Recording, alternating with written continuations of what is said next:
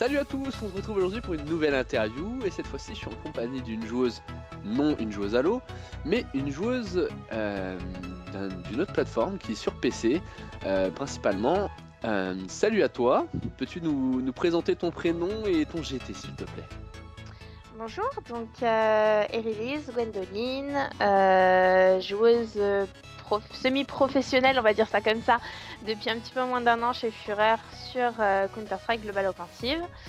Je sais pas, qu'est-ce que tu veux savoir? J'ai 24 ans, je suis en région parisienne, c'est bien pour les LAN.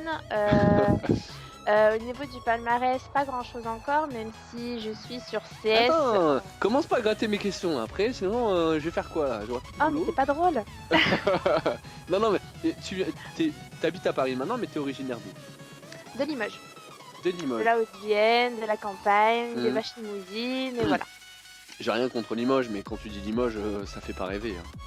T'aurais pas pu dire, je sais pas, Montpellier, Perpignan, le soleil. Ah ouais, mais non, mais moi je suis du centre. Et de toute façon, c'est un petit peu comme en Bretagne, il pleut que sur les cons à Limoges. Allez, tag le taquin. Alors, oui, je suis breton. Donc c'est très bien. Est-ce que tu peux nous donner d'autres petites infos sur toi, sur ta vie privée, ton numéro de carte bancaire comme je demande à chaque fois? J'essaye. Oui, hein. Non, ça, de toute façon, ce sera pas intéressant pour toi, donc... C'est vrai? Bon. Déjà que moi je galère, en plus là il y a la foire de Paris, donc concrètement c'est un peu compliqué, mais... Ah donc si vous passez dans la rue où Erilis habite et que vous voyez une table avec une brocante, c'est elle. Elle essaye de gagner de l'argent, donc n'hésitez pas à lui acheter des cadeaux. Hein, ça va être un petit peu compliqué quand même. D'accord. Donc des petites infos sur toi? Des petites infos sur moi, en couple avec un gamer, oulala. D'un seul coup, on va faire mais beaucoup moins de vues là, hein, tu sais? Ça va pêcher. Hein. C'est pas grave. J'assume totalement. Non, écoute, pas grand chose à dire, à part que si, donc je suis dans la multigaming Fureur. Je suis donc joueuse, mais aussi rédactrice. Parce que je fais les articles qui concernent mon équipe, vu que je suis capitaine de l'équipe fille chez Fureur. C'est moi qui organise les articles, donc les présentations, etc. D'ailleurs, j'ai des articles en retard, va falloir que j'y en mette. Et aussi, grâce à Fureur, j'ai l'occasion de faire des avant-premières presse, de tester des jeux avant leur sortie et donc de faire des articles le jour de leur sortie, de tester des jeux qui ne sont pas finalisés pour vérifier qu'il n'y a pas de bug ou quoi que ce soit et que c'est suffisamment compréhensif, plus plein de sorties presse pour rencontrer des gens, des studios, etc. avec les petits fours et les hôtels 3 étoiles qui vont avec. Mais c'est parfait tout ça, c'était le moment pub, allons-y, bienvenue chez Fureur. Voilà, c'est ça. Mais c'est parfait, non c'est bien, il faut en profiter. On va directement attaquer à ce que le sujet principal, qui est le jeu vidéo. Maintenant qu'on a un peu plus d'infos sur toi personnellement, on va parler de Counter-Strike, donc CS pour l'abréviation. C'est une question qui fait référence dans cette émission. C'est comment s'est passée ta rencontre avec le jeu Counter-Strike, sachant que tu as commencé sur 1.6. Voilà, j'ai commencé sur 1.6 en 2006 et comme je pense beaucoup de filles sur CS entre guillemets, on commence le jeu donc soit en ayant des potes qui y jouent, soit en ayant un ex ou un copain, ce qui était mon cas. Alors je te rassure, c'est pour tous les jeux, hein. C'est ça qui est problématique, c'est que je trouve que c'est dommage qu'il y a toujours un prescripteur qui vous envoie vers le jeu alors que c'est pas forcément une envie personnelle. Bon, toi, dans une de tes interviews, tu racontes que ça vient de ton frère qui a ramené des consoles à la maison, donc c'est un peu génétique chez vous. Mais cette famille, c'est clair. Voilà. Et donc CS. Donc CS en 2006, en 2006, putain ça fait longtemps. Donc 1.6, Half-Life, enfin voilà quoi, les bases. En même temps j'étais jeune, hein, je venais d'avoir 16 ans, donc j'avais pile l'âge pour commencer à y jouer. Hein. Voilà, c'est ça, c'est mal. Enfin voilà, pile l'âge pour commencer à y jouer. Je jouais déjà à d'autres jeux avant, hein. J'avais joué à pas mal de MMO, de RPG stratégie, style Heroes of Might and Magic et compagnie, du Diablo 2 un petit peu, mais ça me faisait faire des cauchemars quand j'étais petite. D'accord, c'est sympa. Ouais, ma sœur m'a traumatisée avec ça. Enfin voilà, puis bon, bien sûr, jeux console, mais bon, très vite, je me suis spécialisée PC parce que c'est la plateforme sur laquelle j'étais tout le temps, hein, étant jeune et ancienne otaku, et toujours otaku un petit peu aussi, donc tout ce qui est manga et compagnie, IRC forcément, enfin voilà quoi, tout ce domaine-là, donc c'est vrai que je suis restée sur le côté PC, et donc j'ai connu mon premier FPS, non, je raconte des mythos en plus parce que j'ai joué à 007. Mais elle a menti. Mais ouais, mais mon premier vrai FPS PC, c'était CS 1.6. D'accord. Et comment ça s'est passé? T'es tout de suite entré dans une équipe où t'as joué un peu en team lone wolf, c'est-à-dire toute seule, à vagabonder dans les parties random? Oui et non, parce qu'en fait, à l'époque, j'étais dans une communauté donc avec des gens. Donc à l'époque, il s'appelait Kawaii Corp, ou manga asiatique pour les anciens. Parce que j'ai des origines asiatiques et c'est vrai que j'avais connu pas mal de potes par là quoi. J'étais pas forcément rentrée dans une équipe en fait. Pour le coup, on animait une radio, on animait deux serves FFA, un serve FFA, un serve DM, et donc moi j'étais tout le temps dessus quoi. Et j'organisais aussi des tournois le soir. Avec la plateforme Jujipe qui permettait d'organiser des petits tournois fun et de faire admin de tournois, c'était marrant. C'est les belles époques. Oh, t'es mélancolique, c'est mignon. C'est ça. C'était encore le côté un petit peu fun, un petit peu simple, un petit peu innocent, d'organiser des tournois. Un peu casu et t'aimais ça quoi. Et maintenant t'as changé, t'as grandi. C'est ça. Maintenant on recherche la compétition. Et maintenant, voilà, Madame Fédélan, hein, attention. Ouais, voilà. Bon, je suis à Delan à mon actif. Hein. Bon, j'avais été à la GA en 2007, il me semble. Non, pas la GA, je raconte de la merde. À la Godzilla en 2007. Bon, c'est à peu près pareil, hein. Il y a des GDA. Ouais, mais c'est pas au même endroit. mais voilà. J'essaie de t'aider, hein.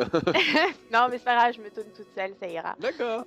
Et donc j'avais été en spec à la Godzilla en 2007. Et puis pour le coup, c'est un monde qui m'avait bien intéressé. C'est vrai que je suivais pas mal à l'époque, pour ceux qui connaissent sur 1.6, l'équipe des Seuls. Une équipe suédoise qui avait une émission télé, etc. Enfin, c'était les premières émissions de télé-réalité un petit peu qu'il y avait, en plus sur une équipe d'e-sport. Ouais. C'était rare à l'époque. Hein. C'est ça, et c'est vrai que ça. Il y en a beaucoup aux États-Unis. Ouais, mais la Suède, faut savoir que c'est un des plus gros pays. Enfin, c'est un des premiers pour ça. Donc c'est vrai que pour le coup, ça vendait du rêve et voilà, donc au final, je suis restée dans le fun quand même très longtemps et je suis vraiment dans le côté un petit peu professionnel, c'est-à-dire dans ma première équipe, enfin ma deuxième équipe fille, depuis un petit peu moins d'un an chez Fureur. Ma première, c'était sur CSS en 2009, avec des copines que j'avais rencontrées en Gazer sur ESL. Et on avait monté une petite équipe et voilà. Bon, tout ça, c'est sympa. Et tu peux peut-être nous parler de tes palmarès maintenant? Attends, non, pardon, je te coupe. Ta deuxième LAN. Oui. C'est SWC. C'est pas rien quoi. On t'a vu à la télé, hein. Oui, on m'a vu à la télé de très loin. De très loin.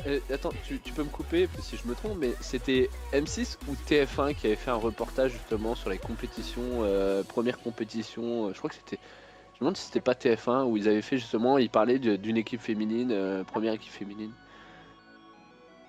Tu te rappelles pas de ça? Il me semble que c'est France 3, France 3 qui avait fait l'interview justement de la capitaine de l'ancienne line-up avec Carotte. Mais il y avait ça, mais il y avait aussi une de soit M6 soit TF1 qui avait fait justement un petit article. C'était passé sur le JT du midi ou du soir, je sais plus, où il y avait juste un petit article, une petite rubrique où il parlait justement de la SWC et il y avait des équipes féminines quoi. Oui, alors après je sais pour France 3 parce que ma capitaine avait été interviewée à ce moment-là et on a eu aussi un petit passage dans Game One où justement il parlait des ESWC et c'est à peu près tout. Ok. C'est déjà pas mal. Le SWC, vas-y raconte-nous. Le SWC, en fait, j'ai été recrutée dans l'ancienne line-up Fureur pour cet event-là. Faut dire ce qui est, hein, Coupe de France, voilà, c'est un peu la LAN qu'on vit toutes, si on veut un petit peu. C'est l'aboutissement. Voilà, c'est ça. Et un petit peu juger le niveau. On a fait la PXL un mois et demi avant. Ça, c'était un échauffement. Voilà, c'est ça en fait. Vu que c'était ma première LAN, les filles ont jugé bon de me faire une autre LAN avant les ESWC pour que je ne sois pas désemparée là-bas. C'est ça. Donc on a fait la PXL. Alors forcément, une équipe filles, on n'était que 2 équipes filles. Il y avait IMG aussi, Imaginary Gaming. Mais la première LAN contre des mecs, ça fait mal. C'est voilà. vrai. Ouais, après, bon, j'étais pas du tout préparée, j'étais pas du tout dans l'ambiance et c'était un petit peu compliqué parce qu'avec mon équipe, ça faisait à peine un mois et demi qu'on était ensemble. Donc, ok. Pas voilà, facile tout ça.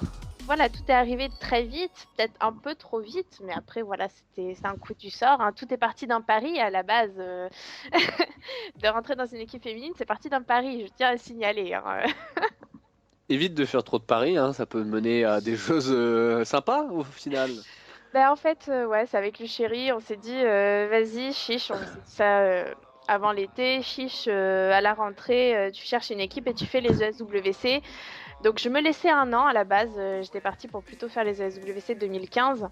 Et en fait, ben, finalement, j'ai posté une annonce sur ESL, une semaine après, un pote m'a ajouté, une semaine après, il me présentait l'ancienne capitaine, et voilà, c'est allé très vite pour le coup. Eh ben c'est...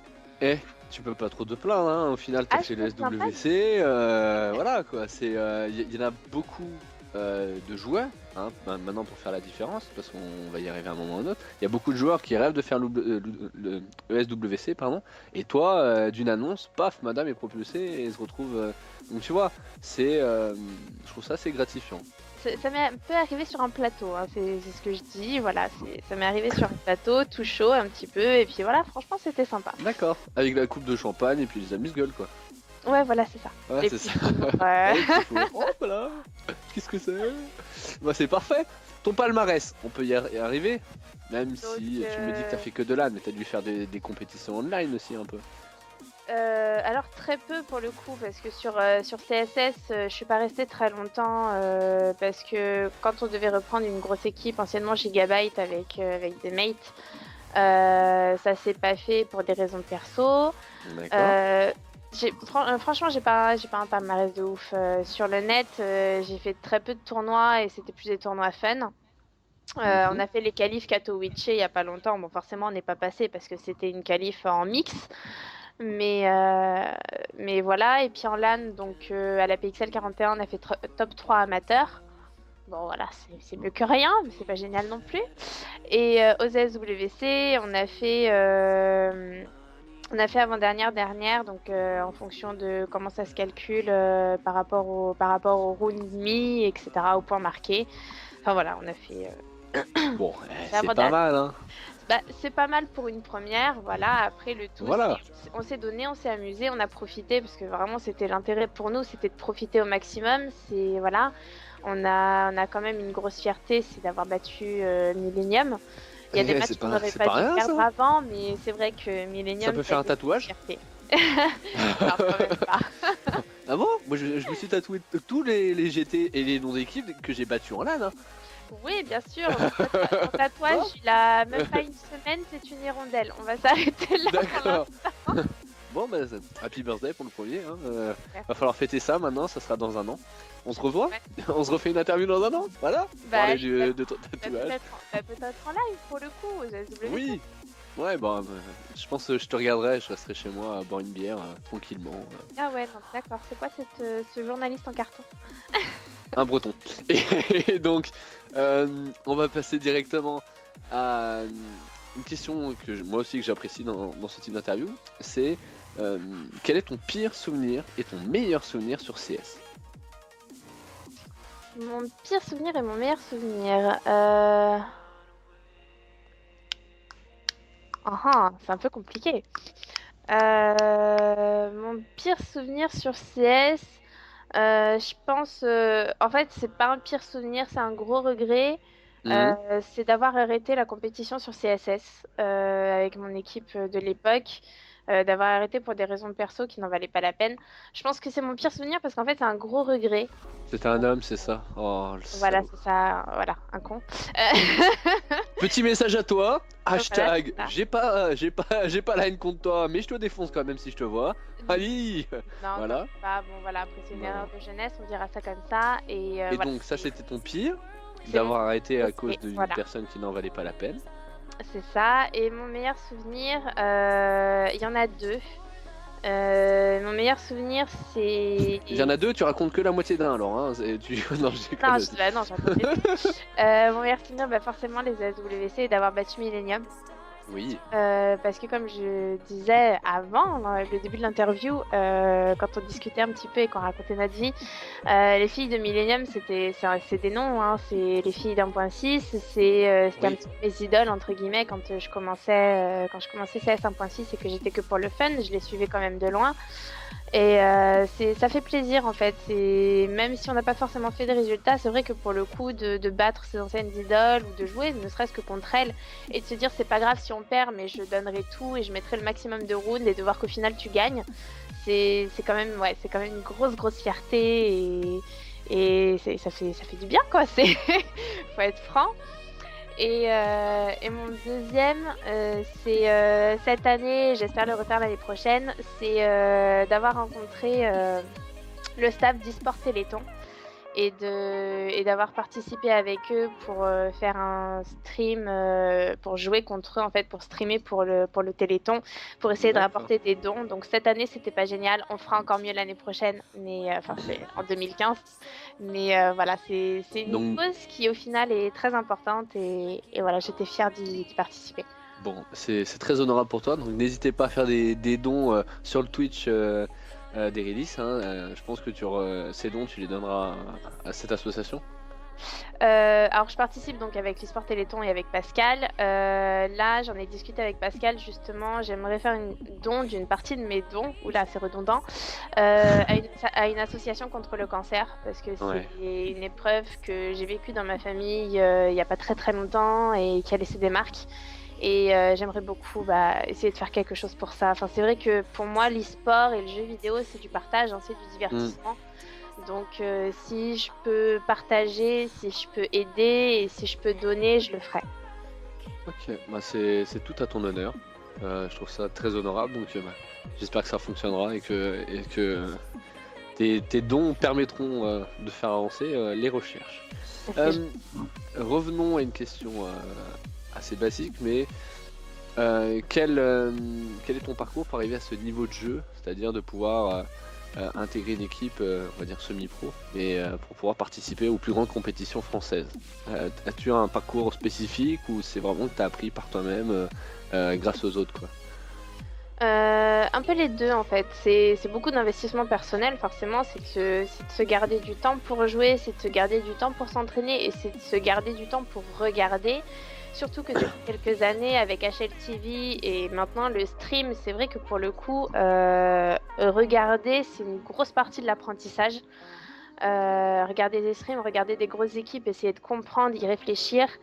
Forcément s'entraîner, faire du DM, faire de l'IM pour garder un niveau de skill Alors, assez... peut-être expliquer justement ce que c'est, pour ceux qui ne savent pas. Donc le DM et l'IM, c'est des serveurs spéciaux en fait qui permettent donc soit pour l'IM de train son skill, c'est-à-dire de viser la tête quoi qu'il arrive et d'arrêter de full et de tirer toutes ses balles dans les pieds. On va dire ça comme ça. Et le DM, en fait, c'est plus de la réactivité et apprendre à comment décaler, à comment bouger. Parce que en fait, dès qu'on meurt, on réapparaît sur un endroit de la map. Et donc, il peut y avoir des ennemis un petit peu partout. Parce que généralement, c'est du 10 contre 10. Donc, vraiment, c'est de la réactivité, c'est des moves. Et justement, couplé à l'IM, c'est là qu'on voit qu'on s'améliore vraiment skillement parlant. Pour devenir une machine de guerre et participer au SWC. C'est ça. Voilà. Alors, on n'est pas loin de la fin de l'interview, mais quel est ton ton prochain gros event? Alors, c'est un petit peu compliqué pour l'instant parce que j'ai remonté donc l'équipe Fureur il y a quelques mois de ça. Ouais. Il y a un mois ou deux, j'ai eu quelques soucis perso, donc j'ai un petit peu mis en pause là pour l'instant mon investissement à fond. J'essaye d'être disponible pour les filles au moins 3 heures par soir. Mais la question, est-ce Euh, que tu vas faire le SWC? Ah bah oui, forcément. C'est déjà dès la fin, dès le début des SWC l'année dernière, on disait qu'on ferait l'année prochaine et qu'on ferait encore mieux que l'année prochaine. C'est Eh ben, clair c'est que parfait. c'est clair et net que là, je vise pas la dernière ni l'avant-dernière place. Je vais essayer de viser le top 3. Après, voilà, c'est une équipe, donc je peux pas tout faire toute seule. J'ai Mhm. mes mates sur qui je compte et qui comptent sur moi et on va se donner et on va faire notre maximum pour arriver jusqu'à nos objectifs. Mais dans tous Mais les cas, c'est on va se parfait. régaler, on va s'éclater et voilà.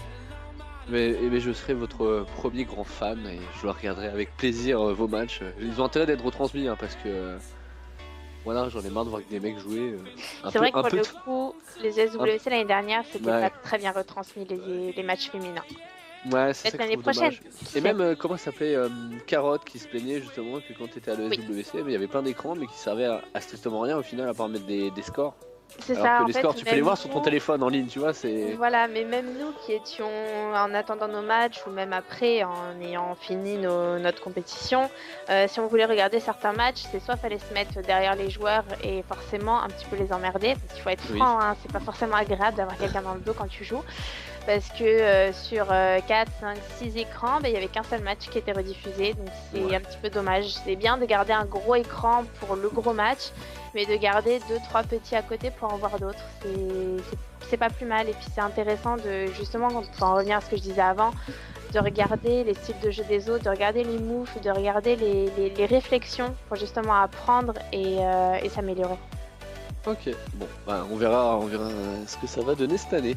Euh, bon, maintenant que je t'ai posé plein de questions plus ou moins sympas, comme pour toutes les autres, je t'autorise à me poser une question que je vais essayer de répondre au plus simplement et plus honnêtement. Donc tu me poses des questions sur moi, sur ce que tu veux. C'est comme tu me connais pas forcément bien par rapport à d'autres, ça peut venir de n'importe quoi. Moi, ce que je voudrais savoir, c'est parce que pour le coup, je connais un petit peu que le monde féminin en ce moment, Mhm. c'est de savoir d'où vous est venue votre envie de faire quelque chose pour les filles, entre guillemets, et est-ce que vous attendez de la scène féminine et des filles qui peuvent apporter quelque chose. Et bien, comme à l'époque, j'ai commencé sur Halo et j'ai rapidement côtoyé beaucoup de femmes qui jouent à Halo. Il y a quand même pas mal de femmes, hein, contrairement à ce que d'autres pensent.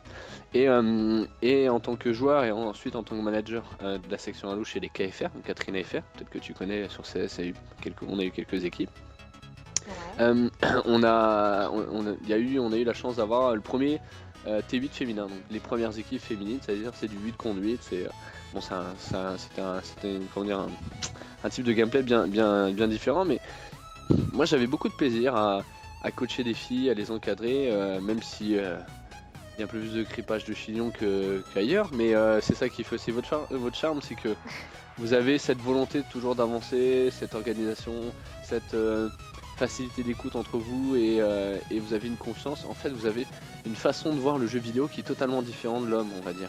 Même si à l'heure actuelle, il y a beaucoup de femmes qui jouent comme des hommes pour pas faire de parité, mais au final, c'est ça. C'est vous les femmes, vous avez une approche du jeu vidéo qui est totalement différente, que ce soit dans la vie au final.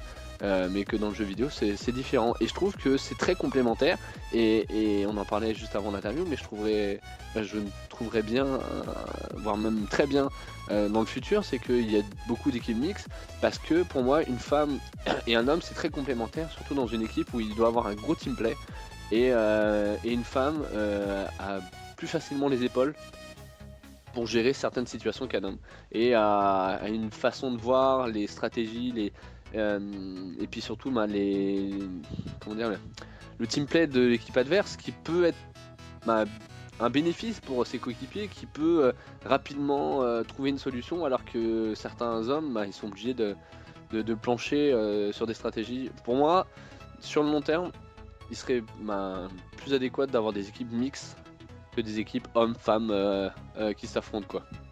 Donc c'est sur le long terme, je et c'est pour ça qu'on fait aussi cette interview, c'est aussi pour dénoncer un peu les différences et surtout la façon des hommes on va dire de traiter les femmes joueuses, parce qu'il y a beaucoup de machos qui disent comme pour réitérer les propos de certaines que j'ai interviewées, qui disent ah bien joué pour une fille, tu vois, déjà ça c'est assez blessant, et c'est des choses que sur le long terme j'espère qu'ils vont s'effacer et qu'il y aura un peu plus de respect pour la joueuse, parce que la joueuse en telle est une personne mais qui est souvent meilleure que l'homme, et sa seule façon de contrer son niveau qu'il n'arrive pas à améliorer, c'est de dénigrer la femme. Et la femme, elle évolue au niveau du jeu, au niveau de dans notre civilisation. La femme a évolué bien plus vite que l'homme, et même si ça fait que 70 ans qu'ils ont le droit de vote, on voit qu'elles ont une force de parole qui est bien plus développée que l'homme. Et dans le jeu vidéo, ça... C'est long à expliquer, on pourra en parler pendant des heures, mais pour moi, voilà, la femme a une place plus importante à avoir dans le monde du jeu vidéo. Voilà. Ok. Voilà, c'était mon petit moment lâchage de paix. Voilà. Non, mais c'est une chose qui m'énerve, et ça m'a toujours énervé, c'est que pour moi, les femmes devraient avoir une place plus importante dans le monde du jeu vidéo. Point final. Et que ça embête certaines personnes ou que ça leur fasse siffler les oreilles, je m'en fiche, mais pour moi, c'est une conviction, et si je peux me battre pour ça, je serai honoré. Voilà. Bon, si vous voulez connaître un peu plus de l'actualité d'Erilis et de ses joueuses, donc c'est sa nouvelle équipe qu'elle nous a parlé dans la vidéo, je vous laisse aller lire l'interview écrite par elle-même sur le site fps.fureur.org. Donc c'est le site de sa structure, et le nom de l'interview, c'est Grand changement pour de grands projets, présentation Erilis. Voilà, donc n'hésitez pas à chercher. Je te laisse le mot de la fin, une petite dédicace pour qui tu veux. Une petite dédicace, oula, ça va être long. Merci à tous ceux qui me suivent, même si on n'est pas forcément très nombreux pour l'instant. J'essaye d'être au maximum disponible pour partager et vous faire découvrir un petit peu l'envers du décor. J'ai pas mal de projets pour ça, que ce soit du stream ou des vidéos, donc vous en saurez peut-être plus. Vous pouvez nous suivre sur les réseaux sociaux, forcément, petit coup de pub, Facebook, Twitter et compagnie. Bien sûr sur le site Fureur, vu que je suis rédactrice. Et donc un grand merci à la Multigaming, vraiment une famille en or, à mon équipe, parce que elles ont du caractère, etc. Mais c'est des filles en or, j'en ai eu à la maison, elles sont juste adorables et elles me soutiennent. S'enlève ton placard de temps en temps quand même. Voilà, c'est ça. Faut bien avoir la fibre. Ouais, c'est ça. Et voilà, un gros merci à mon entourage, à mon chéri, enfin voilà, à tous les gens qui me soutiennent, à l'e-sport Téléthon aussi, qui m'a fait ouvrir les yeux sur d'autres choses, et sur le côté partage du jeu vidéo. Et merci à vous aussi, parce que pour le coup, vous vous battez pour nous, et c'est quand même une cause qui est intéressante et qui est agréable à observer. Le jour où il y aura une femme présidente, j'espère que je serai Premier ministre, quoi. Bon, mais très bien. Sur ces beaux mots et belles paroles, et sur cette belle dédicace, on vous souhaite une très bonne fin de journée ou fin de soirée au moment où vous regardez la vidéo. On vous dit à très bientôt pour une nouvelle interview. Salut à tous.